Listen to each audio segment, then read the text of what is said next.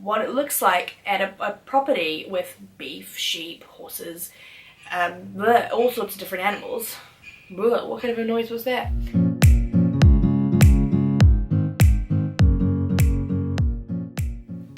Hey there!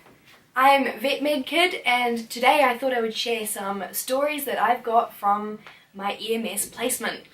One thing that I thought was kind of funny, which has kind of replayed at every placement I've gone to that wasn't in New Zealand, was they picked up on my accent. And at this pre-testing place, we were helping with the procedure, so I was writing down each of the cows and their weights and having to speak it out. And there was a cow, I think it weighed 666 kgs, and so I yelled out 666, and everybody was kind of like, what?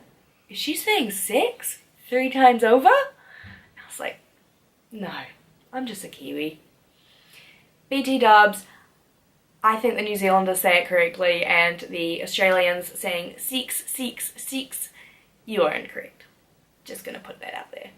Jumping on the fact that I'm a Kiwi, well, yes, I'm a Kiwi, I've lived there for most of my life.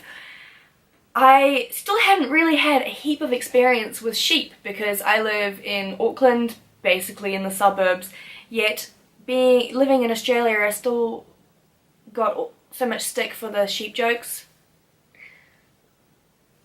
Anyway, I went down to Glenorchy and did sheep placement with another friend there. I feel like I can call myself a proper Kiwi now because I got to help move the sheep from one paddock to another along the road like a classic New Zealand postcard, which was super cool, but also kind of scary because tourists don't really understand that the sheep are coming and they're taking up most of the road and you're going in the other direction but you're going super fast. And so if you keep going super fast and the sheep are there, like, no, that doesn't really work. I was at the front of I was a front car, and we had to kind of keep like slowing people down and be like, hey guys, would you mind just stopping a little bit because there's merino sheep just behind me and we don't want any deaths. But that's okay. Nobody died. We good. At my piggery placement, which I got to do here in Gatton, it was very exciting because we'd learnt a lot more about reproduction by then. We'd actually just finished the course and had our exams and everything.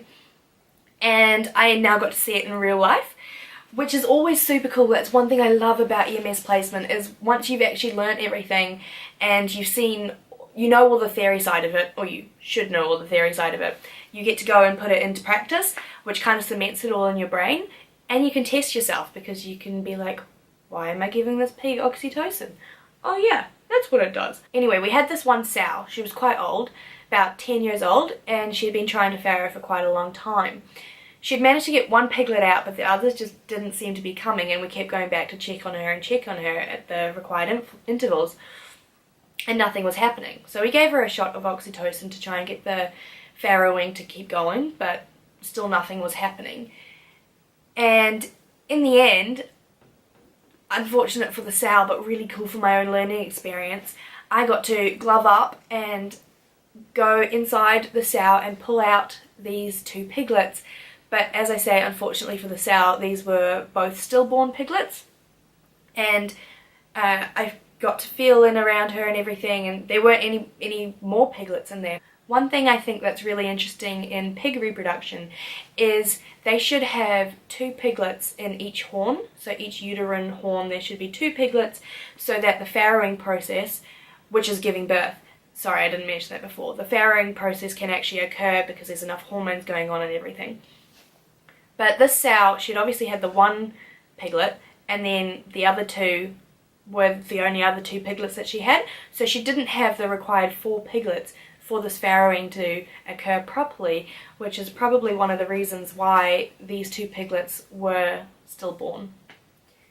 Blows your mind, right? Now for 2 slightly funnier stories, let's talk about my dairy placement in Tasmania. This placement seemed to kind of have quite a routine to it because you take the cups off one cow and you move them to the next cow, and then you wait for that row to finish and you take the cups off them and you move them to the next one. So it goes along like that. It's very routine based, but the people that you're working with are just, they were so funny. I thoroughly enjoyed the banter with them, really.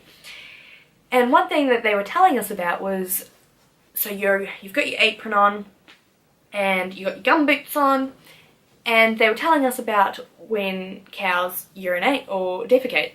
Don't know if you've ever seen a dairy, but basically you're in a little trench here, and then on either side the cows are there and the cows are there, so they're higher up than you, which gives you easy access to their teats. But it puts you in a bit of danger, because if these cows decide to urinate or defecate, you better watch out. Yeah, you better. They told us it was kind of like a rite of passage, and they've got a tally for who gets defecated on or who gets urinated on, because it's a bit of a joke for them.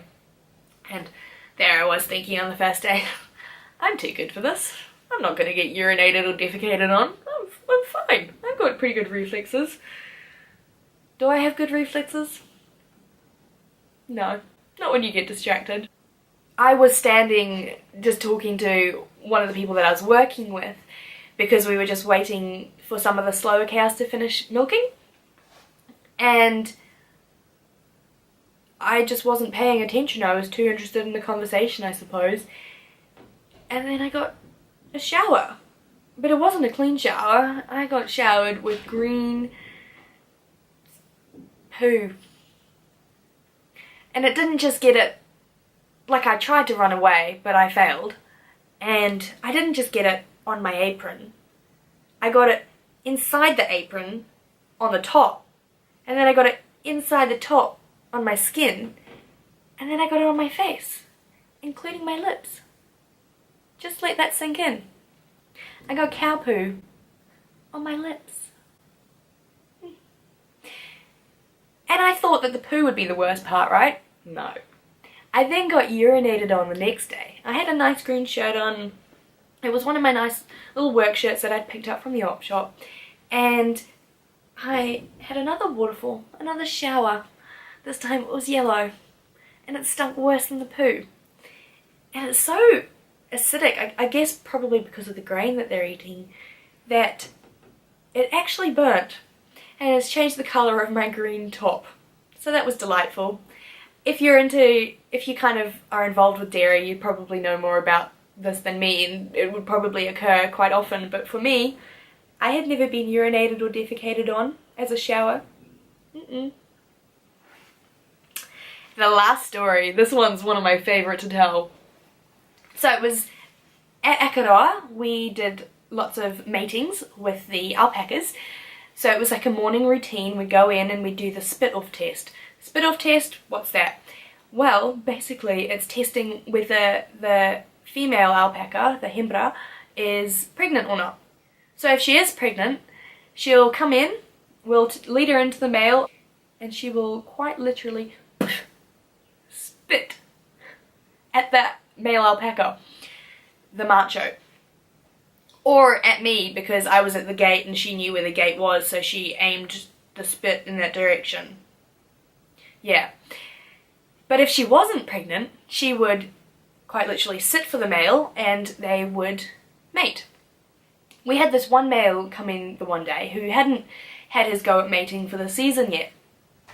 And when they mate, they're supposed to make this ogling sound, which sounds like gurgling. And that's what induces the ovulation of the female, which basically means if he makes a sound, the female's eggs kind of are like, oh yeah, we can get pregnant now. And the sperm and the egg meet, and then babies are made. Yeah, so simple, right?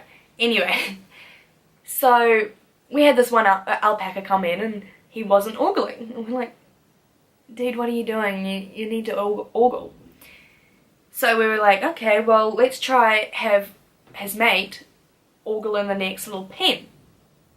So we had his mate go there, and he was ogling, because sometimes that gets the first one started again, and they generally become louder and louder. But old mate still didn't ogle, so we're like, okay, well, we thought maybe he was intimidated by this mate that we brought in. So once the job was done, we took him away, and we're left with old mate.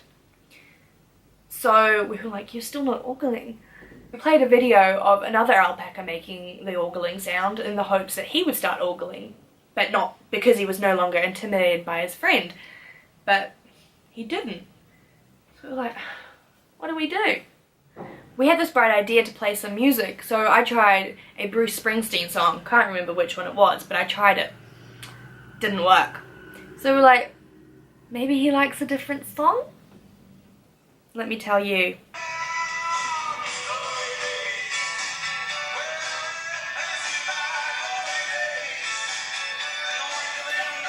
Yep, that's right. Glory Days by Bruce Springsteen. That's what got him going.